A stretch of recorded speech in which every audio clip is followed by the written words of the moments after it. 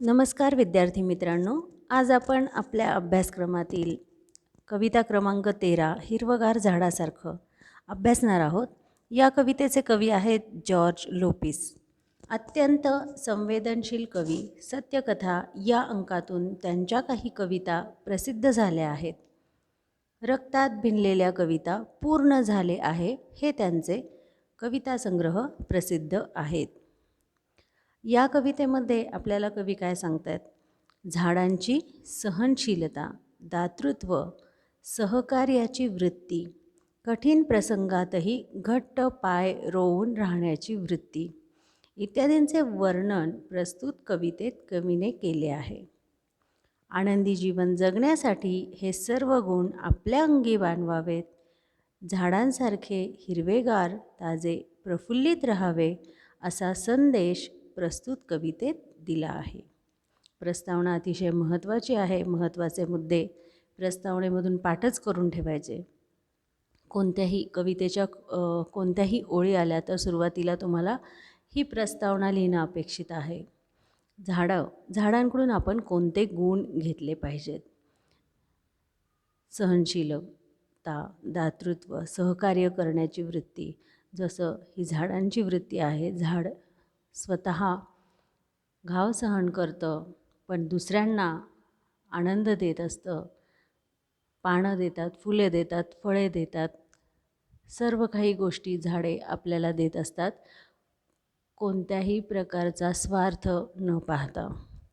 अशीच वृत्ती आपणही, मनुष्यांनीही आपल्या स्वतःच्या अंगी बाणवावी असे कवी आपल्याला सांगत आहेत.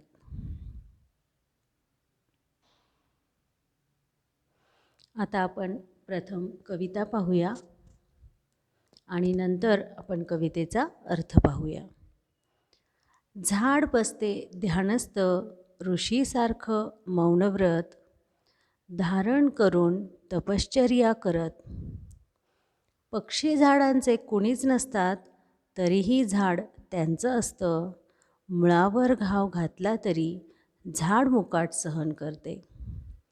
झाडांच्या पानावरून वहीच्या पानावर अलगद उतरतात दवांचे टपोरे थेंब. झाडाकडे टक लावून पाहिलं तर शरीरभर विरघळतो हिरवा रंग. रक्त होते क्षणभर हिरवेगार, आयुष्य होतं नुकत्याच खुडलेल्या फुलासारखं टवटवीत. झाडाचे बाहू सरसावलेले असतात मुसाफिरांना कवेत घेण्यासाठी. पानझडीनंतर झाड पुन्हा नवीन वस्त्र धारण करतं, नव्या नवरीसारखं. झाडाला पालवी फुटल्यावर फुटते शरीरभर पालवी आणि झटकली जाते मरगळ. पक्ष्यांच्या मंजूळ नादात झाडाचंही जीवनाचं एक संथ गाणे दडलेले असते. हसावं कसं सळसळत्या पानासारखं, मुळावं मुरावं कसं तर झाडासारखं घट्ट पाय रोवीत. जगावं कसं तर हिरवगार झाडासारखं. रोजचं चिंतन कसं करावं कसं तर झाडासारखं. आता आपण कवितेच्या ओळी पाहूयात आणि त्यांचा अर्थ पाहूया. झाड बसते ध्यानस्थ, ऋषीसारखं मौनव्रत धारण करून तपश्चर्या करत. ध्यानस्थ या शब्दाचा अर्थ आहे चिंतन करणे, चिंतनात मग्न असणे. मौन, मौन म्हणजे निशब्द, शांतपणे, शांत बसणे, एक शब्दही न बोलता. व्रत, व्रत म्हणजे स्वतःला लावून घेतलेला एक विशिष्ट धार्मिक नियम, व्रत करणे. धारण करणे म्हणजे आचरण करणे. धारण करणे याचा अर्थ परिधान करणे असाही होतो, पण या ओळींमध्ये आपण अपेक्षित अर्थ आहे आचरण करणे. आता आपण ओळींचा अर्थ पाहूया. झाड बसते ध्यानस्थ, ऋषीसारखं मौनव्रत धारण करून तपश्चर्या करत. कवी जॉर्ज लोपिस आपल्याला काय सांगतायत? आनंदी जीवन जगण्यासाठी आपण झाडांचा आदर्श घ्यायला हवा. हे सांगताना कवी म्हणतात की झाड हे अचल असतं, एकाच जागेवर असतं, ते जागा बदलत नाही. जसं ऋषीमुनी तपश्चर्येला ध्यान लावून बसलेले असतात, आवाज न करता एकही शब्द न बोलता शांतपणे ते ध्यान लावून बसलेले असतात. त्याचप्रमाणे झाड देखील मौनव्रतात उभं असतं. पानझड होते. पानझड शिशिर ऋतू येतो आणि शिशिर ऋतूमध्ये झाडांची सर्व पाने गळून जातात. अशाही परिस्थितीत झाड स्थिर असतं, सहनशील असतं. त्याचप्रकारे कठीण प्रसंगातही पाय रोवून घट्ट रोवून ध्यानस्थ ऋषीसारखं शांत असतं. आपणही तोच मार्ग अनुसरला पाहिजे. इथे कवी काय सांगतात, जरी पानझड झाली म्हणजे शिशिर ऋतूमध्ये पानं झाडाची पूर्ण गळून जातात आणि झाड पूर्ण मोकळं होतं, अशाही परिस्थितीत ते शांत स्थिरपणे उभं असतं, न डगबगता न घाबरता. ज्याप्रमाणे झाडही कठीण प्रसंगामध्ये घट्ट पाय रोवून म्हणजे अजिबात न घाबरता न डगमगता उभं असतं, त्याचप्रमाणे आपणही शांतपणे राहिलं पाहिजे. शांत राहून कोणताही कठीण प्रसंग आपल्यावरती आला तर शांत राहून शांतपणे त्याचा विचार करायला हवा. त्या प्रसंगांचा सामना कसा करायचा याचा विचार करायला हवा आणि शांत राहून शांत मनाने त्यावरती आपल्याला मार्ग काढायला हवा. पुढे कवी काय म्हणतात, पक्षी झाडांचे कुणीच नसतात तरीही झाड त्यांचंच असतं. आता या ओळींचा अर्थ पहा. कवी आपल्याला या ओळींमधून काय सांगतात की पक्षी झाडांवर सतत येत जात असतात, घरटे बांधत असतात, राहत असतात, फळे चाखून खात असतात आणि पुन्हा त्यांचं काम झाल्यानंतर ते दुसरीकडे उडून जातात. झाड त्यांना निवारा देतं, अन्न देतं, ऊन पावसापासून त्यांचं संरक्षण करतं. पण जेव्हा झाडावर घाव घातले जातात, झाड तोडलं जातं, तेव्हा पक्षी स्वतःचाच विचार करतात आणि स्वतःचा विचार करून ते त्या झाडावरून उडून जातात, दुसरीकडे निवारा शोधतात. पण झाड मात्र हिरवंगार असताना ते कोणालाही अडवत नाही, सर्वांना आपली सावली देतं, सर्वांना पक्ष्यांना बसू देतं, पक्ष्यांना घरटे बांधून देतं. पण ते कोणालाही अडवत नाही, कोणालाही आश्रय नाकारत नाही. म्हणूनच कवी काय म्हणतात, पक्षी झाडांचे कुणीही नसतात तरीही झाड त्यांचंच असतं. पक्षी स्वार्थीपणे, अगदी माणसाची वृत्तीही अशीच असते, स्वार्थी. जिथे आपलं काम असेल तिथे माणूस आपलं काम जिथे साध्य होईल त्या ठिकाणी पळत असतो. त्याचप्रमाणे हे पक्षी देखील स्वार्थी असतात. जेव्हा ते झाडावर राहतात, निवारा करतात, त्यांना तिथून अन्न खायला मिळतं तोपर्यंत ते तिथे राहतात. परंतु जेव्हा झाड तोडलं जातं तेव्हा ते लगेच स्वार्थीपणे स्वतःचा विचार करतात आणि दुसरीकडे उडून जातात. म्हणूनच कवी काय म्हणतात, पक्षी झाडाचे कोणीच नसतात तरीही झाड त्यांचंच असतं. अशा पद्धतीने मनुष्याने सुद्धा झाडाप्रमाणे आपली वृत्ती ठेवायला हवी, हे या ओळीतून कवींना सुचवायचं आहे. पुढे आपण पाहूया. मुळावर घाव घातला तरी झाड मुकाट सहन करते, झाडांच्या पानावरून वहीच्या पानावर अलगद उतरतात दवांचे टपोरे थेंब. आता या ओळींचा अर्थ व्यापक आहे.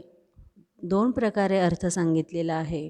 मुळावर घाव घालणे म्हणजे नष्ट करणे, मुकाट सहन करणे म्हणजे तक्रार न करता सहन करत राहणे, स्वीकारणे. अलगदपणे याचा अर्थ आहे हळूवार.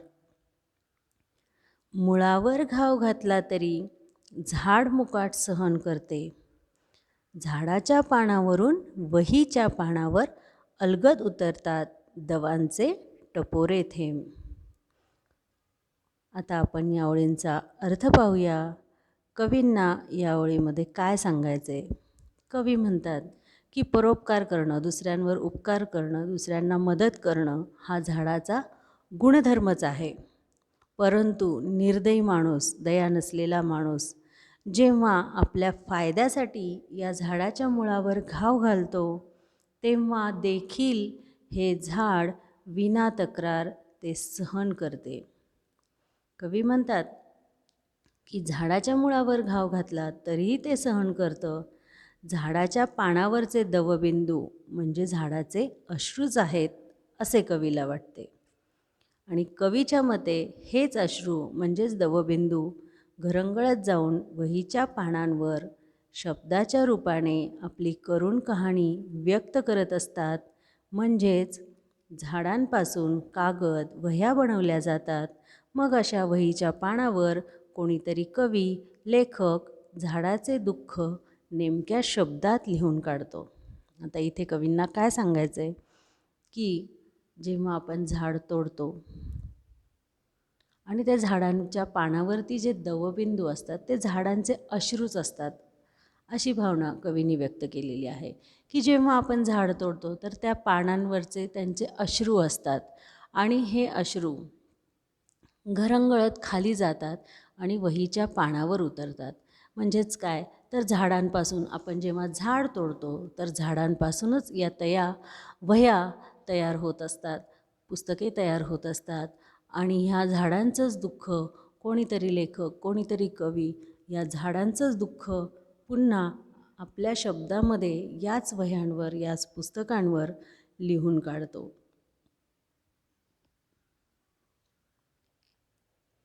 आणि या झाडांची करुण कहाणी वर्णन करत असतो. पुढे कवी म्हणतात, पुढच्या ओळी आपण वाचूया. झाडाकडे टक लावून पाहिलं तर शरीरभर विरघळतो हिरवा रंग, रक्त होते क्षणभर हिरवेगार, आयुष्य होतं नुकत्याच खुडलेल्या फुलासारखं टवटवीत. टक लावून पाहणे, निरखून पाहणे, विरघळणे, मिसळून जाणे, रक्त हिरवेगार होणे म्हणजे मन प्रसन्न होणे आणि खुडणे म्हणजेच तोडणे. कवी काय म्हणतात, झाडाकडे टक लावून पाहिलं की शरीरभर विरघळतो हिरवा रंग. झाडाकडे टक लावून पाहिले असता झाडांची सहनशीलता, दुसऱ्यांना मदत करण्याची वृत्ती, कठीण प्रसंगातही पाय रोवून राहण्याची वृत्ती, हे सारे गुण आपल्याला जाणवतात आणि आपणही त्यांच्यासारखेच असे गुण स्वीकारावेत असे आपल्याला वाटू लागतं. जणू त्यांचा हिरवा रंग आपल्या शरीरभर विरघळतो आहे. तसेच क्षणभर आपले रक्तही, आपले लाल रक्तही हिरवेगार झाल्यासारखे वाटते आहे. आता लाल रक्त हे रागाचं प्रतीक आहे आणि हिरवा रंग हे शांततेचं प्रतीक आहे. इथे कवी काय वर्णन करतात की लाल रक्त म्हणजेच आपलं काय, आपण रागाचं प्रतीक. आपला जर आपल्या मनामध्ये राग असेल, दुःख असेल तर असा राग, असं दुःख आपण जेव्हा हिरव्यागार वातावरणात जातो, प्रसन्न वातावरणात जातो, निसर्गामध्ये जातो, तेव्हा आपोआपच आपण शांत होतो, आपलं मन प्रसन्न होतं. म्हणजेच काय, आपले रक्त हिरवेगार होते, म्हणजेच आपले मन प्रसन्न होते, असं आपल्याला इथे कवीला सांगायचं आहे. झाडांकडे पाहिल्यावर त्यांच्यासारखाच उत्साह आपल्यामध्ये भिनतो आणि आपले आयुष्य नुकत्याच खुडलेल्या फुलासारखे ताजे टवटवीत होऊन जाते. म्हणजेच जेव्हा आपण एखादं फूल झाडावरून तोडतो, ताजं टवटवीत फूल जेव्हा झाडावरून तोडतो तर ते कसं प्रसन्न असतं, टवटवीत असतं. त्याच प्रकारे आपलाही स्वभाव होऊन जातो किंवा त्याच प्रकारे आपलंही मन प्रसन्न होऊन जातं. म्हणून कवी म्हणतात, प्रसन्न झाडाकडे, हिरव्यागार झाडाकडे पाहिलं की आपण आपोआप प्रसन्न होऊन जातो. या ओळींमध्ये कवीने झाडांचं महत्त्व, सृष्टीचं महत्त्व वर्णन केलेलं आहे की तुम्ही निसर्गात गेलं पाहिजे, निसर्गात फिरलं पाहिजे, निसर्गाचा आनंद घेतला पाहिजे, निसर्गाचा आस्वाद घेतला पाहिजे. आणि आपण जर अशा निसर्गात फिरलो, बाहेर राहिलो तर आपोआपच आपलं मनसुद्धा प्रसन्न होऊन जातं.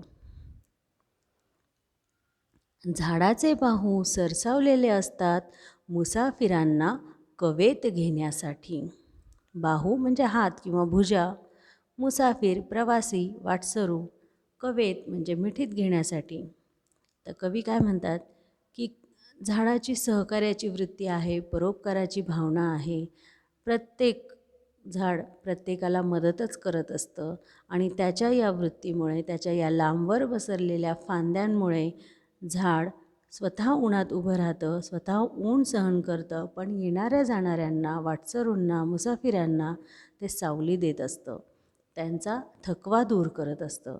जणू काही आपले बाहू पसरवून, आपले हात पसरवून हे झाड मुसाफिरांना आपल्या कवेत घेत आहे, आपल्या मिठीत घेत आहे आणि त्यांना शांतता देत आहे, सावली देत आहे. म्हणजेच झाड या ठिकाणीही आपल्याला या ओळीतून झाडाची सहकार्याची वृत्ती आपल्याला दिसून येते. पानझडीनंतर झाड पुन्हा नवीन वस्त्र धारण करतं, नव्या नवरीसारखं. झाडाला पालवी फुटल्यावर फुटते शरीरभर पालवी आणि झटकली जाते मरगळ.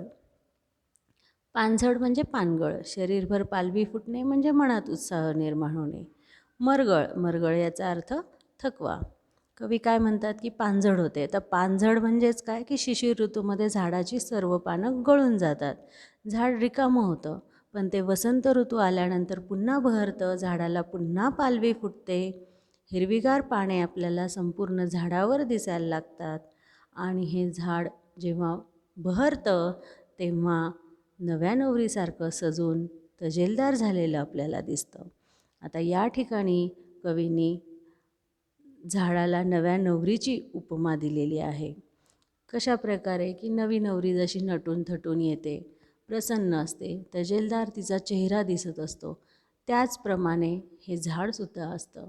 आता नवी नवरीचा अर्थ ती एका घरातून दुसऱ्या घरात जाते, दुसऱ्या घरातलं एका घरातलं माहेरचं वातावरण वेगळं असतं, सासरचं वातावरण वेगळं असतं, पण त्या वातावरणातून एका वातावरणातून दुसऱ्या वातावरणात ती जाते, तिथल्या सर्व रीतिरिवाज प्रथा शिकते आणि आनंदी राहते किंवा समजून घेते. त्याचप्रमाणे कवीनी या झाडाला नव्या नवरीची उपमा दिलेली आहे. जरी पानगळ झाली, पानझड झाली, तरीही पुन्हा हे झाड वसंत ऋतू आल्यानंतर बहरतं. यावेळी इथे कवीनी नव्या नवरीची उपमा झाडाला दिलेली आहे. झाडाची ही प्रफुल्लितता पाहून आपलं मन, सारा थकवा, सारी मरगळ झटकून टाकते. जणू आपल्या मनालाच नव्हे तर संपूर्ण शरीराला उत्साहाची पालवी फुटल्यासारखे वाटते. आणि हे प्रसन्न असं झाड पाहिल्यानंतर आपलंही मन, आपल्या मनामध्ये जर थकवा असेल, मरगळ असेल, आपण कंटाळलेलो असेल, दमलेलो असेल, पण असं प्रसन्न झाड, असं प्रसन्न वातावरण पाहून आपोआपच आपलं मनसुद्धा उत्साही होतं, आनंदी होतं. पक्ष्यांच्या मंजूळ नादात झाडाचंही जीवनाचं एक संथ गाणं दडलेलं असतं. नाद म्हणजे आवाज, मंजूळ म्हणजे गोड, संथ म्हणजे हळू. कवी म्हणतात की झाड कोणतेही असो, ते आपल्याच मस्तीमध्ये, आपल्याच धुंदीमध्ये जगत असतं. बाहेरची परिस्थिती कशीही असो, ते तक्रार करत नाही. थंडी, ऊन, वारा, पाऊस यांची पर्वा करत नाही, हसतमुखाने राहत असतं. त्याच्या आश्रयाला जे कोणी येत असतात, पशु, पक्षी, प्राणी, माणूस, या सर्वांना ते आनंदच देत असतं, सर्वांना. आणि अशा झाडावर बसणारे पक्षी हे आनंदाने मंजूळ गीत गात असतात, किलबिलाट करत असतात आणि गाण्याचा आस्वाद घेत असतात. आपले जीवन मजेने आणि उत्साहाने जगत असतात. म्हणजे झाड, पक्ष्यांच्या या मंजूळ नादात झाडही आपल्या जीवनाचं एक संथ गाणं गात असतं. शेवटच्या ओळी खूप महत्त्वाच्या आहेत. हसावं कसं सळसळत्या पानासारखं, मुळावं मुरावं कसं तर झाडासारखं घट्ट पाय रोवीत, जगावं कसं तर हिरव्यागार झाडासारखं, रोजचं चिंतन करावं कसं तर झाडासारखं. सळसळ म्हणजे पानांचा आवाज, मुरणे म्हणजे अंगात भिनणे, चिंतन म्हणजे मनन, पाय रोवणे म्हणजे घट्ट पकडून ठेवणे, मुक्काम ठोकणे असा अर्थ होतो. पण इथे घट्ट पकडून ठेवणे असा अर्थ आपण घेऊया. कवी म्हणतात, माणसाने झाडांकडून जगण्याची कला शिकली पाहिजे. कोणतेही झाड असो ते वाऱ्याबरोबर पानांच्या सळसळीने हसतच असते. पक्ष्यांच्या मंजूळ गाण्याबरोबर तेही आपल्या जीवनाचे गीत गात असते. त्याचप्रमाणे आपणही सळसळत्या पानाप्रमाणे हसले पाहिजे. झाड जसे जमिनीत घट्ट पाय रोवून उभे असते, खंबीर उभे असते, त्याचप्रमाणे आपणही आपल्या जीवनात खंबीर राहिले पाहिजे. आलेल्या संकटांचा सामना केला पाहिजे, खंबीरपणे केला पाहिजे. वसंत ऋतूत झाड जसं नव्या नवरीप्रमाणे सजतं, त्याचप्रमाणे आपणही आपल्या आयुष्यात कितीही संकटे आली तरी त्यांचा सामना करून आपण मार्ग काढला पाहिजे. नव्या उमेदीने हिरव्यागार झाडासारखे आनंदी राहिले पाहिजे. शिवाय झाडासारखेच रोजचे चिंतन केले पाहिजे, आनंदी राहिले पाहिजे, आनंदी जीवन जगले पाहिजे. रोजचे चिंतन करणे म्हणजे माणसाने आपल्या आयुष्यामध्ये आपण काय करतोय, आपल्या काय चुका झालेल्या आहेत, त्या चुका स्वीकारून त्यांचा स्वीकार करून त्या सुधारण्याचा प्रयत्न केला पाहिजे. रोजचे चिंतन याचा अर्थ काय की आपल्या जीवनामध्ये आपण कसं वागतोय, काय वागतोय, आपण कशासाठी असं वागत आहोत, या सर्व गोष्टींचा आपण विचार केला पाहिजे आणि चांगला कोणता जो मार्ग असेल तो अनुसरला पाहिजे आणि आपल्या जीवनामध्ये आपण नेहमी आनंदी राहिलं पाहिजे. अतिशय सुंदर उदाहरण कवीनी या कवितेमध्ये आपल्याला दिलेलं दिसतं की आपण आनंदी कसं राहावं, झाडासारखी वृत्ती आपण कशी ठेवली पाहिजे, झाडासारखी वृत्ती ठेवून आपण इतरांना मदत केली पाहिजे. आपल्याला जमेल त्या परीने आपण इतरांना मदत केली पाहिजे. अतिशय सुंदर शब्दामध्ये कवीनी आपल्याला झाडाच्या माध्यमातून आपण जीवन कसं जगलं पाहिजे याचं सुंदर उदाहरण आपल्याला दिलेलं आहे. तुम्हाला ही कविता नक्कीच समजली असेल. पुन्हा व्हिडिओ पहा, पुन्हा ऐका, अर्थ तुम्हाला कवितेचा नक्कीच समजेल. धन्यवाद.